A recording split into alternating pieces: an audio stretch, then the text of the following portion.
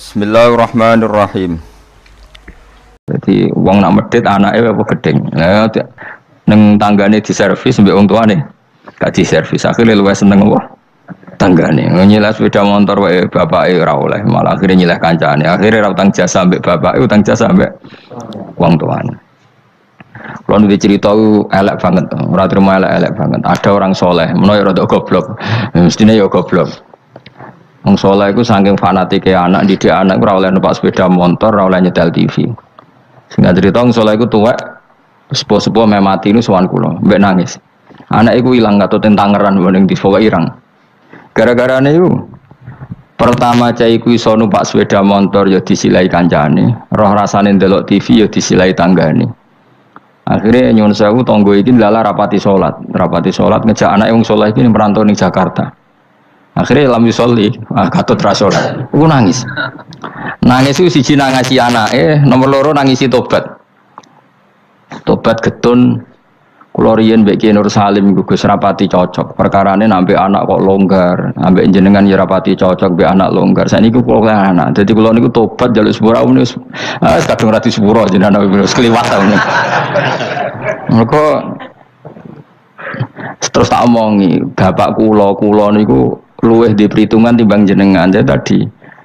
Ya bener anak rapati oleh delok TV ku apik, tapi problemnya ketika kamu terlalu melarang, iki masalah bocah.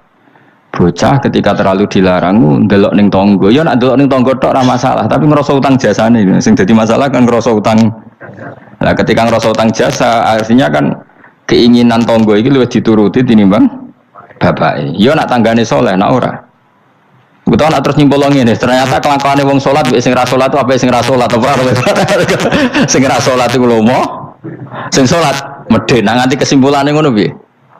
Oh parah kan, ternyata prilakune wong ra salat luwih apik timbang sing salat. Fa inna hadzal musolli sing salat iki bakhil, sing ra salat lomo. Mulane ana kiai medhit ku kiai aneh. Pomne wis medhit narjet nak pengajian njuk bayaran aneh meneh malah wis super aneh malah. Mareni ngono utek-utek niku mareni. Wis nek saleh iku sing menisan ya saleh ya lomo, minimal iku ikhlas. Nek ra iso lomo ikhlas. Dadi fair.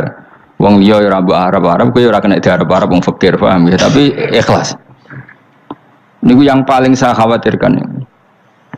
Makanya kemarin pas acara 100 harinya Mbah Mun, kula bela Mbah Mun niku mati-matian, termasuk yang saya bela adalah Mbah Mun itu baik sama siapa saja, termasuk mbek wong fasik. Karena tadi kalau orang fasik itu utang jasa mbek wong soleh, setidaknya kepengen niru wong soleh. Tapi nek wong fasik hanya punya utang jasa mbek wong fasik, dia akan selalu terikat sama orang fasik. Misalnya ketemu koncone fasik disangoni, ketemu koncone fasik ditraktir, pas ketemu wong soleh disinisi. Akhirnya mbek wong soleh dendam, ambek wong fasik tertarik kan. Makanya saya punya hadis untuk makalah itu. Rasul akli badal iman billah at-tawaddud ilan nas wastinaul ma'ruf ila kulli barin wa fajirin. Jadi setelah akal mengantar kita iman billah, akal harus kita gunakan untuk supaya kita berperilaku simpatik dan berbuat baik kepada siapa saja, ila kulli barin, baik pada orang baik maupun orang fajir, orang lajut. Logikanya tadi, misalnya Zaid itu fajir, ketemu tambahannya fajir ditraktir, dikeimangan, ketemu soleh di sini sih. Dia nggak mungkin tertanam simpatik sama orang soleh karena kenangannya buruk. Sementara sama orang fasik dia tertarik karena kenangannya baik. Kayak apa buruknya kita kalau ngandapi semua? Nggak ada sarok wong soleh itu ya apian kabeh. Bapak mbek sapa gak apik, Mbah Mun gak apik. Kita tahu dulu Gus Dur mbek sapa ya sawante ya. Karena tadi ada filosofinya, seperti itu ada ilmunya. Tapi ya ana wong sing ilmune iku mok duke wong apik, wong elek apike kurang penggawean ya wis ilmune lagi dok kono ya apik wae pancen ngajine lagi dok kono. Kapan-kapan diulang meneh. Ditambahi ilmu ya paham. Tapi mau cerita kira usah tersinggung. Mergo ilmu ya dok kono. Lah ya iku tak naikno kelas maksudnya iku. Nangis anak hilang mergo lam yusolli wa lam yasum. Kedua yang ngrasa dosa mbek bapak, terutama mbek bapak karena dia orang sepuh. Ya Nur Salim anak tujuh. Saya itu masih ingat betul. Zaman rumusum wong di TV niku kiai pertama di TV nak sarang Mbah Mun nak narukan bapak. Mbah Mun nak delok TV yo ora isen, kadang lawangnya dibuka. Tamu yo ora nak Mbah Mun delok ningali TV. Pas iku kiai delok TV ku JF. Mbah Mun santai. Lawangnya dibuka delok TV. Dulu ya kiai do iskal cuma wong alim biasa lah dorawani kan biasa kan sing melanggar wong alim kan dorawani. Ya gremeng ya akhirnya dadine gremeng. Biasa long soleh kan tukang gremeng biasa. Tapi orang itu akhirnya sadar karena tadi dia gak diperhitungkan. Iki bocah itu ya selawase bocah. Ketika dikekang delok TV ini wong tuane malah delok ning tonggo. Yang parah adalah dia merasa utang jasa ya mbek tonggo. Pertama numpak sepeda motor ya disilai temannya. Hari koncone iku wayahe umur kerja katut. Karena di rumahnya dia koyo neraka, ora tau dikek dhuwit met sebelah ikon ngaji. Servisnya kurang kok. Perintahnya banyak. Wong tentara wis digaji. Satpamnya digaji. Iki kon ngaji terus tanpa gaji. Lan gua ambek anakku semua yang pun. Lho anak kula turut digugah biasa nganti sakniki. Memang itu ajaran saya. Istri saya itu kan keluarga sido kiri itu dulu iskal. Zaman Bihaji Alid Hasan itu anggar bete juk duwe kula turulah digugah. Memang saya perintahkan. Dulu ya iskal istri saya tapi tak terangno. Orang paling harus terganggu oleh anaknya itu orang tuanya. Nah aku ra digugah terus jaluk mbak-mbak kangkang saking mbak-mbak kangkang. Orang harus terganggu oleh anaknya itu orang tuanya. Kalau sido kiri kan adatnya kan enggak sopan seperti ini. Saya bilang sopan itu kebutuhan setelah ilmu. Menurut ilmu adalah anak yang harus diganggu anak itu orang tuanya itu menurut ilmu. Sopan kok sih, bakas kok sih. Nomor loro telu. Aturan ilmu ditegakkan dulu. Bahwa jadi korban anak harus orang tuanya. Ketika anak ingin uang harus orang tuanya yang jadi korban. Jangan orang itu ilmu. Nah, kedua kalau kita baru bicara etika. Nah iso jaluk pas tangi masalah iki bocah. Lah nak nuruti etika aku yo duwe aku yo pas aku seneng pas apian. Akhirnya bojoku nurut, karena bojoku ya keluarga kiai suka ilmu. Nah, ya gede-gede ge mari piyambak, anggere gede-gede ge isin piyambak mari nopo. Piyambak. Tapi kan jelas bocah iki utang jasane mbek wong tua. Bahkan saiki sudah gede mikir bapak ku apik tenan turu tak gawe gak tersinggung. Lho kok biasa 10 menit turu digo anak kula jam mlaku-mlaku iki kula mlaku-mlaku. Berapa kali saya ngaji terlambat 10 menit, 5 menit gara-gara anak kula nembe dugi lunga piyambak jam mlaku-mlaku tak turuti. Karena jangan sampai kita ini misalnya demi ngaji anakku jam melaku rata turuti akhirnya anak saya itu dendam sama ngaji gara-gara ngaji aku gak dijak melaku bapak akhirnya nganggap ngaji itu problem akhirnya roh rohin itu problem jadi oh bapak demi keriting memang kan Pak Mustafa demi jenggot kan itu kan panjang akhirnya roh rai-rai ini rai trauma kan nah, itu kan gak bagus tapi nak tetap melaku nggak wes pas melaku tetap ngaji. Anak itu punya kesimpulan ternyata saya masih nomor 1.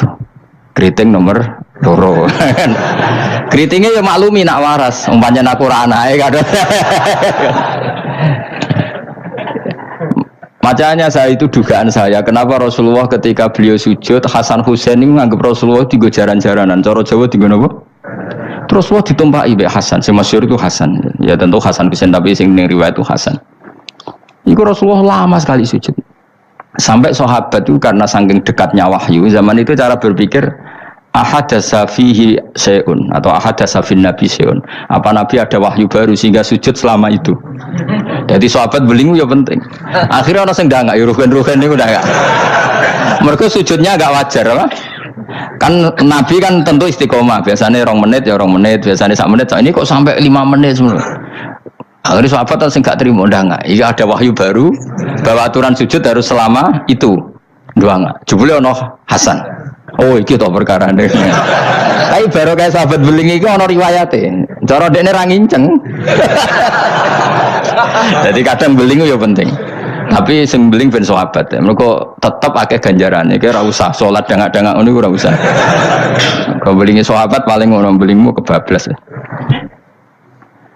Akhirnya Nabi ngendikan tadi saya sujud sebetulnya saya ingin standar ingin istiqomah tapi ada cucu saya terus alasannya Nabi ben putuku ramangkel be aku tapi yang saya pastikan gini ya secara ilmu itu muqaddam alal adab ilmu itu harus didahulukan alal adab ada hal-hal tertentu yang menang adab tapi yang ilmu yang tidak wajib tapi nah ilmu fardu ain pasti menang ilmu. Jadi dia mau tadi misalnya, akhirnya anak kula nggih biasa gugah kula nganti saiki nggih biasa. Sing terutama sing alit, sing gede nggih isin dhewe. Karena tadi bojo kula tak omongi ngono, nek ape lunga tadi kepentingan harus gugah saya gugah. Yang harus diganggu seorang istri adalah suaminya. Supaya aturan main itu jelas. Loh, mbak dalam saya saja berani gugah saya, karena tak atur mbak dalam saya yang bagian ibu, tak kaidah kali ibu gerah, saya di rumah gugah, totok omah. Jika supir kula ya wani, karena itu kaidah. Jangan sampai misalnya ibu gerah jam 1:30 karena etika nunggu Gus Bak Wungu misalnya, itu kan parah. Terus akhirnya sampai subuh. Jadi ilmu itu harus muqaddam apa? Bahwa ibu itu segala-galanya. Sampai sekarang, saya beberapa kali 1:30 ditotok mbak dalam atau kang dalam. Gus ibu gerak gini, saya bangun langsung bawa ke rumah sakit atau gimana. Etika itu badal ilm, jadi ketentuan ilmu itu nomor 1. Saya kira demikian. Mohon maaf kalau ada kesalahan. Assalamualaikum warahmatullahi wabarakatuh.